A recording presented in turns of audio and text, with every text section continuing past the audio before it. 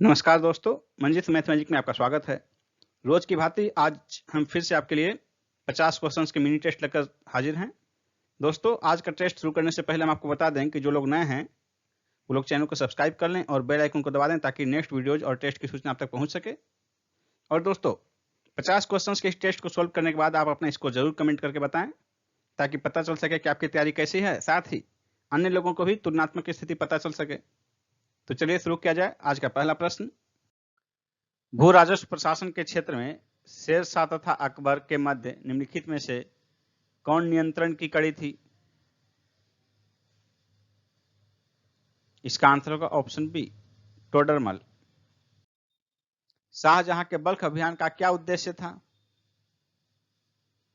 इसका आंसर होगा option A, Kabul की सीमा से सटे बल्ख तथा बदखसा में एक मित्र शासक को लाना। मुगल चित्रकला के विषय में कौन सा कथन सत्य है? युद्ध दृश्य, पशु पक्षी और प्राकृतिक दृश्य, दरबारी चित्रण, उपर्युक्त सभी।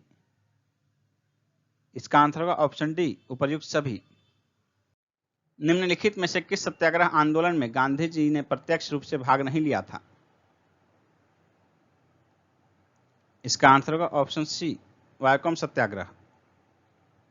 वायकोम सत्याग्रह जो है ये मंदिर प्रवेश सत्याग्रह था और गांधी जी इस तरह के किसी कार्यक्रम में खुले रूप से भाग नहीं लिए थे मंदिर प्रवेश से संबंधित। ये उस समय मुख्य रूप से अंबेडकर और अन्य दलित नेता कर रहे थे कि मंदिर प्रवेश में जो दलितों को हक नहीं दिया जा रहा था, प्रवेश बैन था, उसके लिए वे संघर्ष कर रहे थे। उन दलित नेताओं का मानना था कि भारत की आज़ादी से ज़्यादा जरूरी है कि भारत की वर्तमान स्थिति में रहते हुए जो दलितों को पिछले कई वर्षों से, सैकड़ों वर्षों से जो उनका अधिकार छीना हुआ है, भारत में रहते हुए अपनों के बीच, अंग्रेज तो बाद में आए, उसके पहले से जो इनका अधिकार नहीं मिल रहा था, जो दमित थे, वो पहले उनका उससे उत्थान होना जरूरी है। भारत की आज़ादी उसके बाद। अंबेडकर का सीधा कथन था कि यदि दलित और देश की बात आएगी तो वो पहले दलित को स्वीकार करेंगे। अखिल भारतीय किसान सभा के प्रथम सत्र की अध्यक्षता किसने की थी? ए आंसर होगा स्वामी सहजानंद। अप्रैल 1936 में लखनऊ में अखिल भारतीय किसान कांग्रेस की स्थापना हुई, जिसका नाम बदलकर अखिल भारतीय किसान सभा कर दिया गया। स्वामी सहजानंद सरस्वती इसके अध्यक्ष थे और एनजी रंगा इसके महासचिव थे। जलियांवाला बाग में प्रदर्शन के लिए लोग क्यों जमा हुए थे? इसका आंसर होगा ऑप्शन बी, किचलू और सत्यपाल को बंदी बनाने के विरोध में प्रदर्शन करने के लिए। किस घटना के कारण गांधी जी ने असहयोग आंदोलन वापस लिया था? बी आंसर होगा चौरी चौरा कांड 5 फरवरी 1922 को घटित हुआ था। इसके बाद 12 फरवरी 1922 को बारदौली में हुए कांग्रेस की बैठक में आंदोलन को स्थगित करने का निर्णय लिया गया। मोतीलाल नेहरू और चितरंजन दास द्वारा 1923 में गठित पार्टी का क्या नाम था? इसका आंसर होगा ऑप्शन सी, स्वराज पार्टी। रिक्त स्थानों की पूर्ति कीजिए। नेहरू रिपोर्ट डैश की अध्यक्षता में एक कमेटी द्वारा तैयार किया गया था और इसका विषय था डैश, यानी कि नेहरू रिपोर्ट किसकी अध्यक्षता में गठित कमेटी द्वारा तैयार किया गया था और इसका विषय क्या था? इसका आंसर होगा ऑप्शन सी, मोतीलाल नेहरू, भारत में संवैधानिक व्यवस्था। यानी कि नेहरू रिपोर्ट मोतीलाल नेहरू की अध्यक्षता में एक कमेटी द्वारा तैयार किया गया था और इसका विषय था भारत में संवैधानिक व्यवस्था। गांधी जी ने दांडी यात्रा कहां से प्रारंभ की थी? साबरमती से। दुर्गापुर इस्पात संयंत्र किसके सहयोग से बनाया गया था? इसका आंसर होगा ऑप्शन ए, ब्रिटेन। पश्चिमी घाट को किस नाम से पुकारा जाता है? इसका आंसर होगा ऑप्शन सी, सह्याद्री श्रेणी। और यह जो है कन्याकुमारी तक है, ताप्ती के मुहाने से। रोहतांग दर्रा कहाँ अवस्थित है? रोहतांग दर्रा हिमाचल प्रदेश में अवस्थित है। ये आंसर होगा। यह जो है हिमालय की पीर पंजाल श्रेणी में अवस्थित है। रोहतांग दर्रा हिमालय के पीर पंजाल श्रेणी में है। भारत में धारणीय विकास के दृष्टिकोण से विद्युत उत्पादन का सबसे अच्छा स्रोत कौन सा है? इसका आंसर होगा ऑप्शन सी, जल विद्युत। सौर ऊर्जा, पवन ऊर्जा, जल विद्युत, ज्वारीय ऊर्जा, बायोमास ऊर्जा आदि धारणीय एवं नवीकरणीय ऊर्जा के प्रमुख स्रोत हैं। भारत में वन्य जीव संरक्षण अधिनियम कब लागू किया गया? इसका आंसर होगा ऑप्शन ए, 1972 में। किनन स्टेडियम किस शहर में अवस्थित है? किनन स्टेडियम झारखंड के जमशेदपुर में स्थित है। गोवा किस नदी के तट पर अवस्थित है? गोवा मांडवी नदी के तट पर अवस्थित है। बी आंसर होगा। मध्य प्रदेश में स्थित वैश्विक विरासत स्थल भीमबेटका प्रसिद्ध है किसके लिए? इसका आंसर होगा ऑप्शन सी, पाषाण आश्रय के लिए। भारत के संविधान के अनुच्छेद 371 बी 371 ख में निम्न राज्य या राज्यों में से किसके लिए विशेष उपबंध प्रावधानित है? अनुच्छेद 371 बी 371 ख में असम के लिए, असम के जनजातीय क्षेत्रों के लिए विशेष प्रावधान प्रावधानित किया गया है इसमें।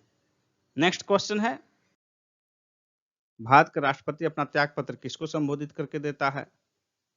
इसका आंसर होगा ऑप्शन बी, उपराष्ट्रपति। अनुच्छेद 56(1) के क में कहा गया है कि भारत का राष्ट्रपति अपना त्याग पत्र उपराष्ट्रपति को संबोधित करके देता है और उपराष्ट्रपति इसकी सूचना तुरंत लोकसभा अध्यक्ष को देता है।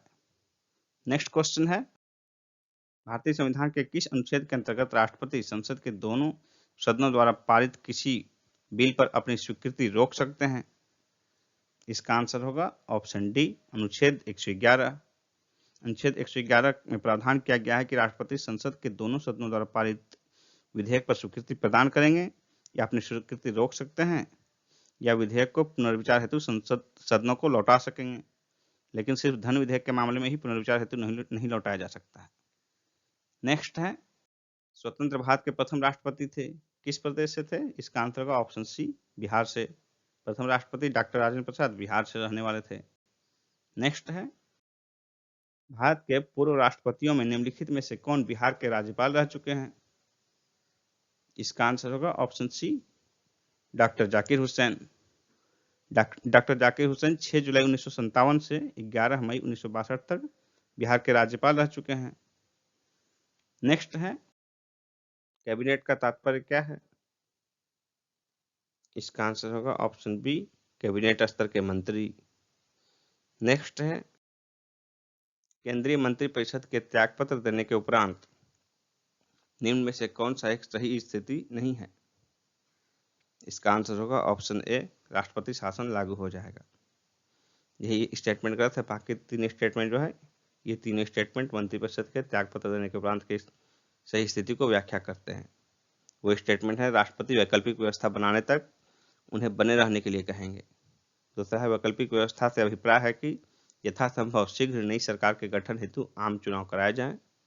और डी ऑप्शन कि अपदस्थ मंत्रिपरिषद अपने पद पर नई सरकार बनने तक अपने पदभार का निर्वाह करेगी। ये तीनों स्टेटमेंट केंद्रीय मंत्रिपरिषद के त्यागपत्र देने की स्थिति को सही रूप से विवेचित करते हैं। नेक्स्ट क्वेश्चन है, लोकसभा के लिए निर्वाचन के बारे में निम्नलिखित में से कौन सा कथन सही नहीं है? तो इसमें जो गलत कथन है वो है ऑप्शन सी, निर्वाचनों के लिए मतदाताओं की सूची को राष्ट्रपति के निर्देशन और नियंत्रण में तैयार किया जाता है। ये गलत है। निर्वाचन में मतदाताओं की सूची जो है वो केंद्रीय चुनाव आयोग के निर्देशन और नियंत्रण में तैयार किया जाता है। बाकी 3 स्टेटमेंट जो हैं वो तीनों सही हैं। नेक्स्ट क्वेश्चन है, निम्न में से कौन पारिस्थितिकी तंत्र के विषय में सही नहीं है? यह जैविक एवं अजैविक दोनों संघटकों से युक्त होता है। इसकी अपनी स्वयं की उत्पादकता होती है। यह एक बंद तंत्र होता है। यह प्राकृतिक संसाधन तंत्र होता है। इसमें सही जो है ए, बी और डी 3 सही है। गलत है ऑप्शन सी, यह एक बंद तंत्र होता है। ये गलत आंसर है। जैव विविधता का ह्रास का मुख्य कारण क्या है? इसका आंसर होगा ऑप्शन डी, प्राकृतिक आवासीय विनाश। भारतीय संसद द्वारा जैव विविधता अधिनियम कब पारित किया गया? इसका आंसर होगा ऑप्शन बी, दिसंबर 2002 ईस्वी में। निम्नलिखित में से कौन सा पिछली शताब्दी में पृथ्वी के औसत तापमान में वृद्धि प्रदर्शित करता है? इसका आंसर होगा ऑप्शन सी, 0.1 डिग्री सेल्सियस। माना जाता है कि पृथ्वी का तापमान 1900 से 2000 ईस्वी के बीच 100 वर्षों में, यानी कि एक शताब्दी में 0.8 डिग्री सेल्सियस बढ़ा है। सूर्य के प्रकाश से पराबैंगनी विकिरण अभिक्रिया निम्न में से क्या पैदा करती है? इसका आंसर होगा ऑप्शन सी, ओजोन। निम्न में से कौन समुद्री चूहिया के रूप में जानी जाती है? इसका आंसर होगा ऑप्शन डी, काइटिन। किसमें केंद्रक झिल्ली नहीं होती है? मोनेरा में। मोनेरा जगत में सभी प्रोकैरियोटिक जीव शामिल किए जाते हैं। वायु जीव श्वसन के दौरान किसका पूर्ण ऑक्सीकरण होता है? ग्लूकोज का। डी आंसर होगा। निम्न में से किस रोग का संबंध गंभीर रूप से सोच एवं याददाश्त के खोने से है? अल्जाइमर रोग। पेपिलरी पेशियां कहां पाई जाती हैं? स्तनधारियों के हृदय में। श्वसन की दर सबसे कम किस समय होगी? सोते समय। और सबसे अधिक जो है दौड़ते समय। मानव नेत्र के कौन से भाग कैमरे के शटर एवं डायफ्राम की तरह कार्य करते हैं? पलकें तथा आइरिस। शरीर की तंत्रिका कोशिकाओं का निर्माण किस भ्रूणीय स्तर से होता है? एक्टोडर्म। ऑस्टियोपोरोसिस नामक रोग में दांत, अस्थियां एवं मस्तिष्क कम विकसित रह जाते हैं। आकाश एजुकेशनल सर्विसेज लिमिटेड के ब्रांड एम्बेसडर कौन बने हैं? युवराज सिंह। B option, Yuvraj Singh. सितंबर 2020 में किस राज्य ने सभी प्रमुख अस्पतालों में कोविड संदिग्ध वार्ड प्रारंभ किया है? इसका आंसर होगा तमिलनाडु में। D option, Tamil Nadu. हाल ही में किस राज्य ने सिनेमा हॉल खोलने के लिए सब्सिडी की घोषणा की है? सिनेमा हॉल खोलने के लिए सब्सिडी की घोषणा असम ने की है। Option C, Assam. नए संसद भवन को बनाने का ठेका किस कंपनी को दिया गया है?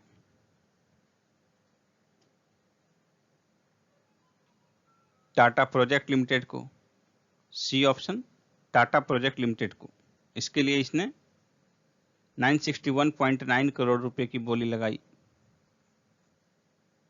इसका आकार जो है त्रिकोणाकार होगा।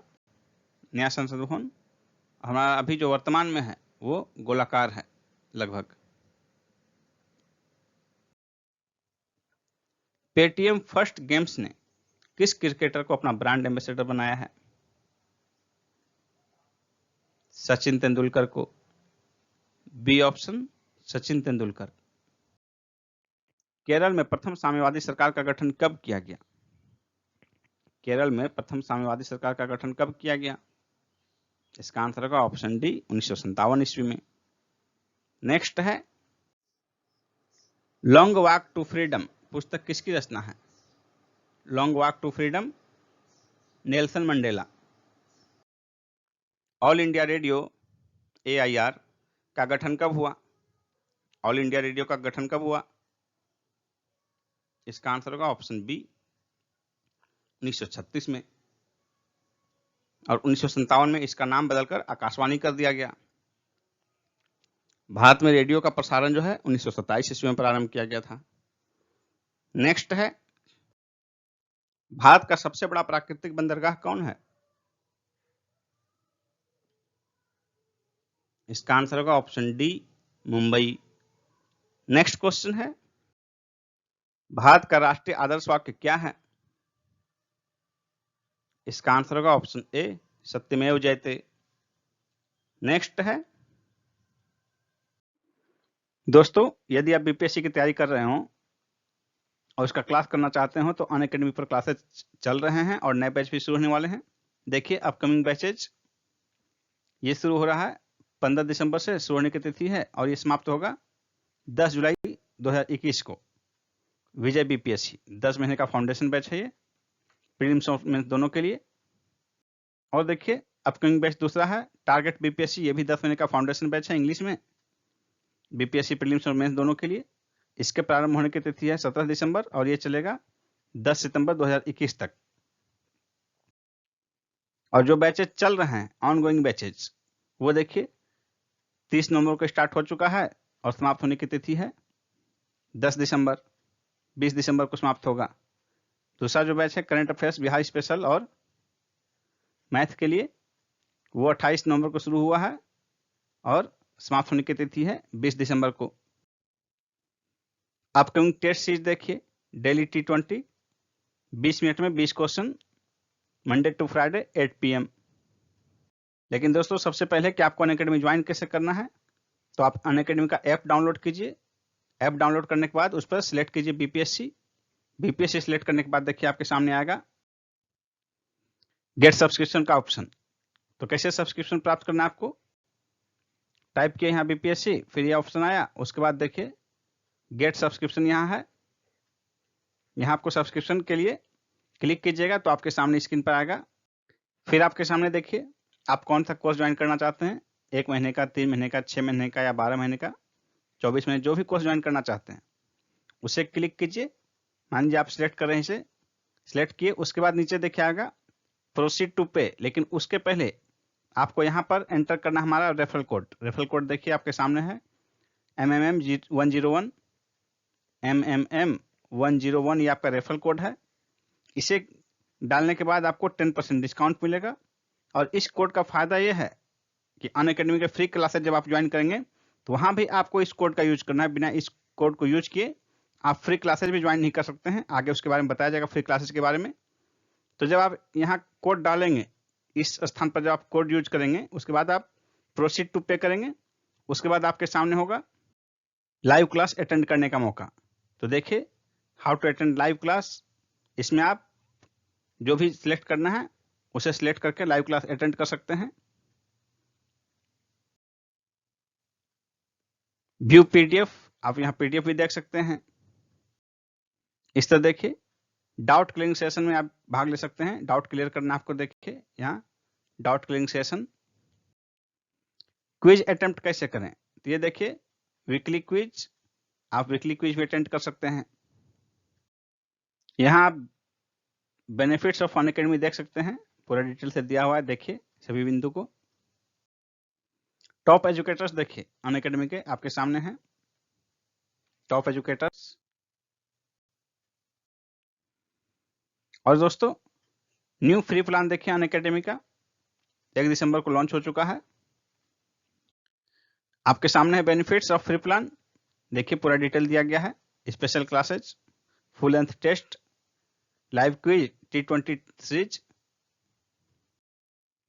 लेकिन दोस्तों फ्री क्लासेज भी आपको ज्वाइन करने के लिए हमारा रेफरल कोड यूज करना पड़ेगा। यहाँ देखिए एंटर कोड है, यहाँ पर आपको कोड यूज करना है MMM101। इस कोड को यूज करने के बाद ही आपका एक्सेस हो पाएगा फ्री क्लासेज। यहाँ आपके सामने फ्री स्पेशल क्लासेज का डिटेल दिया हुआ है, आप देख सकते हैं डिटेल से।